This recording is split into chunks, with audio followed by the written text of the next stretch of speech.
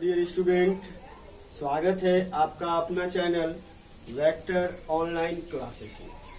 तो दोस्तों, जैसा कि आपको पता है, इस चैनल के जरिए आप लोगों को 11th-12th के फिजिक्स की पढ़ाई बिल्कुल फ्री प्रोवाइड की जाती है। और साथ ही दोस्तों, अगर आप ITI, polytechnic, paramedical, general competition या किसी भी तरह के एग्जाम जिसमें कि कॉम्पिटिटिव टाइप साइंस पूछा जाता है, उस एग्जाम से रिलेटेड सारे साइंस के क्वेश्चन इस चैनल पे करवाया जाता है। तो आज जो हम लोग शुरू करने वाले हैं वो 12th का एक चैप्टर है आपका करेंट इलेक्ट्रिसिटी। चैप्टर है आपका करेंट इलेक्ट्रिसिटी। तो हम लोग आज शुरू करने वाले हैं करेंट इलेक्ट्रिसिटी। किसी भी बोर्ड में, चाहे बिहार बोर्ड की बात करें हम, या CBSE बोर्ड की बात करें, या कोई भी स्टेट लेवल एग्जाम की बात करें, तो किसी भी एग्जाम में 12th में आपका ये चैप्टर बहुत बहुत इम्पोर्टेंट होता है। और अगर बोर्ड एग्जाम की बात करें तो बिहार बोर्ड और CBSE में इससे टोटल 8 मार्क्स के क्वेश्चन पूछे जाते हैं। तो आप लोगों के लिए ये चैप्टर आपका बहुत बहुत इम्पोर्टेंट होने वाली है। क्लियर? तो चलिए शुरू करते हैं आज का सेशन हम लोग। तो आपको पढ़ना है करेंट इलेक्ट्रिसिटी। ठीक है, करेंट इलेक्ट्रिसिटी को हम लोग हिंदी में कहते हैं विद्युत धारा। ठीक है, तो विद्युत धारा के बारे में जानने के लिए इससे पहले मैंने जो आपको चैप्टर पढ़ाया है वो चैप्टर था आपका, जो शुरू में मैंने आपको पढ़ाया है वो पढ़ाया था इलेक्ट्रोस्टैटिक्स। ठीक है, तो इलेक्ट्रोस्टैटिक्स में मैंने आपको बेसिक कॉन्सेप्ट के बारे में बताया था कि आपका चार्ज क्या है। ठीक है, चार्ज जनरेट कैसे होता है, कितना प्रकार का चार्ज होता है, चार्ज का SI यूनिट क्या है, या किसी भी प्रकार के चार्ज से रिलेटेड जितने भी तथ्य है वो मैंने आपको बताया था। ठीक है, फिर हम लोग बात करें तो चार्ज, चूंकि हम लोग अभी करेंट इलेक्ट्रिसिटी पढ़ रहे हैं, तो करेंट इलेक्ट्रिसिटी जो होता है, अगर इसका डेफिनेशन कहा जाए तो कहा जाता है rate of flow of charge, मतलब आवेश के प्रवाह की दर को हम लोग क्या कहते हैं, विद्युत धारा कहते हैं। ठीक है, क्या है आपका, आवेश के प्रवाह की दर को हम लोग क्या कहते हैं, विद्युत धारा कहते हैं। तो विद्युत धारा अगर हम जान रहे हैं तो यहाँ आपका आवेश का चर्चा होता है, और आवेश के बारे में मैंने आपको सारा कॉन्सेप्ट इलेक्ट्रोस्टैटिक्स में दिया है। लेकिन यहाँ भी मैं आपको नहीं छोड़ूंगा, यहाँ भी आपको बेसिक कॉन्सेप्ट के बारे में सबसे पहले मैं आपको बताऊंगा, तब नेक्स्ट चैप्टर से, नेक्स्ट टॉपिक से आपको मैं करंट के डिटेल्स के बारे में देखेंगे। ठीक है, तो चलिए हम लोग देखते हैं। सबसे पहले चार्ज के बारे में हम लिखा चुके हैं सारा चीज, आपको हम सिर्फ स्टेप बाय स्टेप थोड़ा थोड़ा आपको बता देंगे। ठीक है, अगर चार्ज के बारे में कहा जाएगा तो चार्ज क्या होता है, तो बताए थे आपको फंडामेंटल पार्टिकल। अब फंडामेंटल पार्टिकल कौन कौन सा था, तो इलेक्ट्रॉन, प्रोटॉन और न्यूट्रॉन। हम लोग जानते हैं क्या क्या है, इलेक्ट्रॉन, प्रोटॉन और न्यूट्रॉन। तो इलेक्ट्रॉन, प्रोटॉन और न्यूट्रॉन जो होता है, इसको हम लोग फंडामेंटल पार्टिकल बोलते हैं, मौलिक कण बोलते हैं। क्लियर? तो मौलिक कण जो होता है, इसमें से आपका 2 इलेक्ट्रॉन और प्रोटॉन पर चार्ज होता है, जबकि न्यूट्रॉन पर किसी भी प्रकार का चार्ज नहीं होता है। तो हम लोग कह सकते हैं इलेक्ट्रॉन और प्रोटॉन 2 फंडामेंटल पार्टिकल है। इस फंडामेंटल पार्टिकल का, यानी इलेक्ट्रॉन और प्रोटॉन का जो आंतरिक गुण होता है, इसका जो आंतरिक गुण होता है, इसी को हम लोग क्या कहते हैं, चार्ज कहते हैं। यानी internal properties of electron and proton. ठीक है, इसको हम लोग क्या बोलते हैं, चार्ज बोलते हैं। ठीक है, चार्ज 2 तरह का होता था। क्या क्या होता था, प्लस चार्ज और माइनस चार्ज। ठीक है, इलेक्ट्रॉन के ऊपर जो चार्ज होता है इसको हम लोग क्या बोलते हैं, ऋणात्मक चार्ज बोलते हैं। ठीक है, यानी ऋणायन बोलते हैं। अगर हम लोग प्रोटॉन की बात करें तो प्रोटॉन के ऊपर जो चार्ज होता है वो क्या होता है, धनात्मक चार्ज होता है, और न्यूट्रॉन पर किसी भी प्रकार का चार्ज नहीं होता है। ठीक है, तो ये चीज था। अगर मात्रक की बात करें तो चाहे चार्ज पॉजिटिव हो नेगेटिव हो, उससे कोई फर्क नहीं पड़ता है। चार्ज का जो यूनिट होता है, वो चार्ज का यूनिट आपका क्या होता है, कूलम होता है। क्या होता है, कूलम होता है। आवेश का मात्रक क्या होता है, कूलम होता है। क्लियर। अब अगर इधर इलेक्ट्रॉन, प्रोटॉन और न्यूट्रॉन के बारे में कहा जाए, इसका खोजकर्ता, इलेक्ट्रॉन का खोजकर्ता कौन है? जे थॉमसन है। प्रोटॉन का कौन है? रदरफोर्ड या गोल्डस्टीन है। और अगर न्यूट्रॉन की बात करें तो न्यूट्रॉन का खोजकर्ता कौन है आपका? जेम्स चैडविक है। क्लियर। इतना चीज मैंने आपको पहले बता चुका था। अब हम लोग क्या बोल रहे हैं कि इसी आवेश यानी कि इलेक्ट्रॉन प्रोटॉन पर जो आवेश है, इलेक्ट्रॉन पे आपको नेगेटिव है और प्रोटॉन पे क्या है आपका? पॉजिटिव चार्ज है। तो इन्हीं आवेश के प्रवाह के दर को हम लोग क्या कहते हैं? विद्युत धारा कहते हैं, करंट, इलेक्ट्रिसिटी कहते हैं। क्लियर। एक तो यहाँ से हम लोग करंट को डिफाइन कर सकते हैं। दूसरी नंबर बात हम लोग कह सकते हैं क्या कि आयन, क्योंकि क्या होता है जैसे कि जो आपका लिक्विड है, लिक्विड में क्या होता है? डायरेक्ट इलेक्ट्रॉन और प्रोटॉन नहीं होता है। तो वहां हम लोग क्या करते हैं? लिक्विड को पहले आयन फॉर्म में तोड़ते हैं, मतलब प्लस आयन और माइनस आयन, मतलब धन आयन और ऋण आयन। तो वहां पर हम लोग क्या कह सकते हैं? धन आयन या ऋण आयन के कारण किसी लिक्विड में क्या होता है? विद्युत धारा का प्रवाह होता है। क्लियर। वही चीज अगर हम लोग बात करें सेमी कंडक्टर में, सेमी कंडक्टर का मतलब क्या हो गया?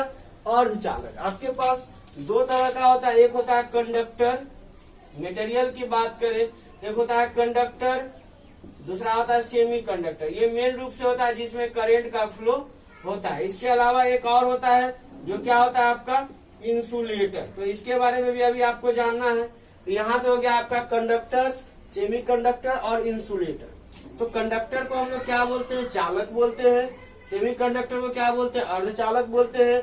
अगर इंसुलेटर की बात करें तो इंसुलेटर का मतलब होता है अचालक, मतलब कुचालक। ठीक है।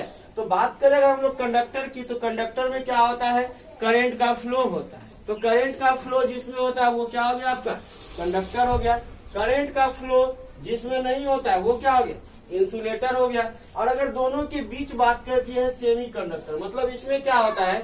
कुछ स्थिति में करंट का फ्लो होता है और कुछ स्थिति में करंट का फ्लो नहीं होता है। तो कहने का मतलब हो गया वैसा मटेरियल जिसमें कुछ स्थिति में करंट फ्लो होता है और कुछ स्थिति में करंट का फ्लो नहीं होता है, उसको हम लोग क्या बोलते हैं? सेमी कंडक्टर बोलते हैं। ठीक है। अगर इलेक्ट्रॉन के डिस्ट्रीब्यूशन के अनुसार बोले, हम लोग जानते हैं आवेश के प्रवाह की दर को क्या कहते हैं? विद्युत धारा बोलते हैं। और आवेश के प्रवाह का मतलब क्या है? इलेक्ट्रॉन का प्रवाह।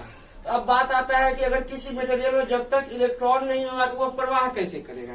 तो उस अनुसार भी क्या किया गया? मटेरियल को डिस्ट्रीब्यूट किया। अब यदि हम लोग इलेक्ट्रॉन के डिस्ट्रीब्यूशन के अनुसार देखें तो जिसमें इलेक्ट्रॉन सफिशिएंट मात्रा में पाया जाता है, क्योंकि विद्युत धारा के लिए क्या चाहिए? इलेक्ट्रॉन का फ्लो चाहिए। इसका मतलब ज्यादा इलेक्ट्रॉन, ज्यादा विद्युत धारा का प्रवाह होगा।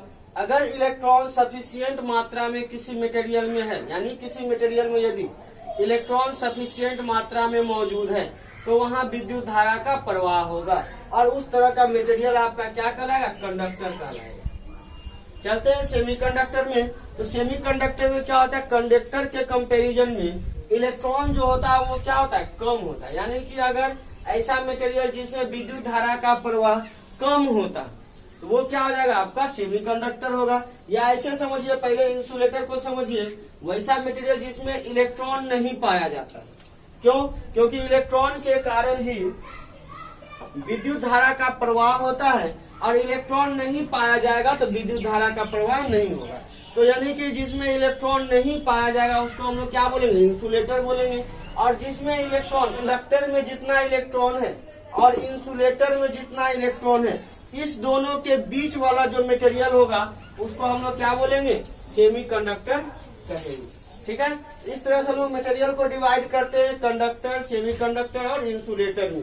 तो कंडक्टर हो गया जिसमें इलेक्ट्रॉन बहुत अधिक मात्रा में होगा, इंसुलेटर हो गया जिसमें इलेक्ट्रॉन नहीं पाया जाएगा, और सेमी कंडक्टर का मतलब हो गया वैसा मटेरियल जिसमें इलेक्ट्रॉन क्या हो? दोनों कंडीशन के बीच हो। मतलब क्या हो गया? जितना कंडक्टर में होता है और जितना इंसुलेटर में होता है। तो ना तो कंडक्टर जितना हो और ना ही इंसुलेटर जितना हो, तो ऐसा मटेरियल आपका क्या कहलाएगा? सेमी कंडक्टर मटेरियल कहलाएगा। क्लियर? यहाँ तक कोई दिक्कत नहीं। ये हो गया आपका मटेरियल। ठीक है। अब बात आता है कि अगर हम लोग करंट का फ्लो देख रहे हैं तो इसको मेजरमेंट कहाँ से करेंगे, कैसे करेंगे? ठीक है। तो करंट का अगर मेजरमेंट की बात करें तो करंट को जो मेजरमेंट किया जाता है, तो मेजरमेंट करने का जो डिवाइस होता है उस डिवाइस को हम लोग क्या बोलते हैं? एमीटर बोलते हैं। करंट को मेजरमेंट करने के लिए जिस डिवाइस का प्रयोग करते हैं उसको हम लोग क्या बोलते हैं? एमीटर बोलते हैं। और इसको जो हम लोग जिस यूनिट में मापते हैं वो यूनिट हो जाता है आपका क्या, एम्पियर। तो कहने का मतलब करंट को मेजरमेंट किस में करेंगे, तो एम्पियर में करेंगे। किससे करेंगे, तो एमीटर के द्वारा करेंगे। तो ये हो गया आपका फुल्ली करंट के बारे में। अब आ जाता है, अगर आप करंट पढ़ रहे हैं तो आपको इसमें जानना पड़ेगा रेजिस्टेंस। क्यों, क्योंकि कोई भी वर्क जब आप करते हैं तो उसमें क्या होता है कि उसमें कुछ न कुछ विरोध होता है, कोई न कोई रुकावट होता है। यहाँ आपको क्या करना है, करंट के फ्लो में रुकावट को जानना है, जिसको हम लोग टर्म के रूप में जानते हैं रेजिस्टेंस। ठीक है, रेजिस्टेंस को हम लोग हिंदी में क्या बोलते हैं, प्रतिरोध बोलते हैं। ठीक है, अब हमको जानना है प्रतिरोध के बारे में। तो प्रतिरोध क्या होता है, तो प्रतिरोध का मतलब हो गया कि करंट के फ्लो में जो रुकावट उत्पन्न करेगा। तो कहने का मतलब है अगर करंट फ्लो कर रहा है और वहां किसी भी तरह का रुकावट हो रहा है तो वह रुकावट जिसके कारण हो रहा है उसको हम लोग क्या बोलेंगे, प्रतिरोध बोलेंगे। क्लियर, प्रतिरोध समझ में आ गया। मतलब प्रतिरोध क्या हो गया, एक प्रकार का रुकावट हो गया। ठीक है, अगर किसी चीज के फ्लो में रुकावट होता है तो रुकावट उत्पन्न करने वाला जो मटेरियल होता है वही क्या होता है, प्रतिरोध होता है।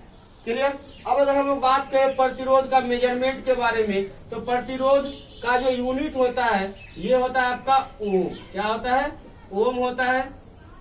और अगर बात करें कि इसको मेजरमेंट करते किससे है, इसको हम लोग करते हैं ओम मीटर। ठीक है, ओम मीटर से प्रतिरोध को मापते हैं और इसका यूनिट क्या होता है, तो ओम होता है। ठीक है, ओम का अगर हम लोग सिंबल बात करें तो इस तरह से आपका ओम का सिंबल होता है।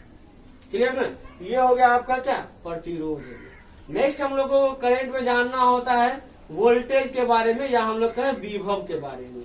तो विभव के बारे में हम लोगों ने पिछले चैप्टर में भी देखा है, इलेक्ट्रोस्टैटिक्स में क्या देखा है, तो किसी यूनिट पॉजिटिव चार्ज को इनफाइनाइट से, किसी यूनिट पॉजिटिव चार्ज को इनफाइनाइट से इलेक्ट्रिक फील्ड के अंदर लाने में जो फोर्स लगता है, यानी कोई यूनिट चार्ज है, इसको कहाँ से लाएंगे, इनफाइनाइट से कहाँ लाएंगे, इलेक्ट्रिक फील्ड के अंदर। तो उस यूनिट चार्ज के ऊपर जो फोर्स लगेगा उसको हम लोग क्या बोलेंगे, विभव बोलेंगे। ठीक है, तो विभव समझ में आ गया। अब एक टर्म आता है आपका विभवांतर। अच्छा, विभव को मापेंगे किससे, तो मापेंगे वोल्ट मीटर से। और किस में मापेंगे, तो वोल्ट में मापेंगे, यानी कि मापेंगे इसको किस में, वोल्ट में। और किससे मापेंगे, तो वोल्ट मीटर से मापेंगे। किसको मापेंगे, तो विभव को। तो इतना टर्म आपको याद रखना है। और एक आपको अंतिम टर्म याद रखना है जो कि बहुत इंपॉर्टेंट है, वो है आपका विभवांतर। ठीक है, जिसको हम लोग क्या बोलते हैं, पोटेंशियल डिफरेंस। तो दो पॉइंट के बीच जो विभव होता है उसके अंतर को हम लोग क्या बोलते हैं, विभवांतर बोलते हैं। क्लियर, किसी भी दो बिंदु के बीच जो विभव होता है उस विभव का जो अंतर है उसको हम लोग क्या बोलते हैं, विभवांतर बोलते हैं। सपोज इस पॉइंट पर विभव है 0 वोल्ट और इस पॉइंट पे विभव है 10 वोल्ट। अगर विभवांतर की बात करें तो 10 वोल्ट माइनस 0 वोल्ट बराबर क्या हो गया, 10 वोल्ट। तो विभवांतर कितना हो गया इसका, 10 वोल्ट हो गया। क्लियर, इतना टर्म जो है आपका बेसिक टर्म है करंट इलेक्ट्रिसिटी पढ़ने के लिए। अगर इसको आप अच्छी तरह से याद रखते हैं तो आगे का आपका जो ये टॉपिक है आपका 8 मार्क्स का टॉपिक करंट इलेक्ट्रिसिटी, ये आपको पढ़ने में बहुत आसान हो जाएगा। ठीक है, तो इसी तरह से हम लोग अब क्या करेंगे, इसका जो लैंग्वेज वाला पार्ट है, मतलब जो भी मैंने आपको बताया वो सारा चीज को हम लोग क्या करेंगे, आगे एक एक करके लिखेंगे। लेकिन उसको हम लोग देखेंगे अगले वीडियो में। तब तक के लिए अगर आपको वीडियो पसंद आया है तो आप हमारे चैनल को अभी के अभी सब्सक्राइब कर लें और वीडियो के लिंक को अपने दोस्तों को शेयर करें ताकि उन्हें भी घर बैठे ये वीडियो मिल सके और वो भी आसानी से तैयारी कर सके। धन्यवाद।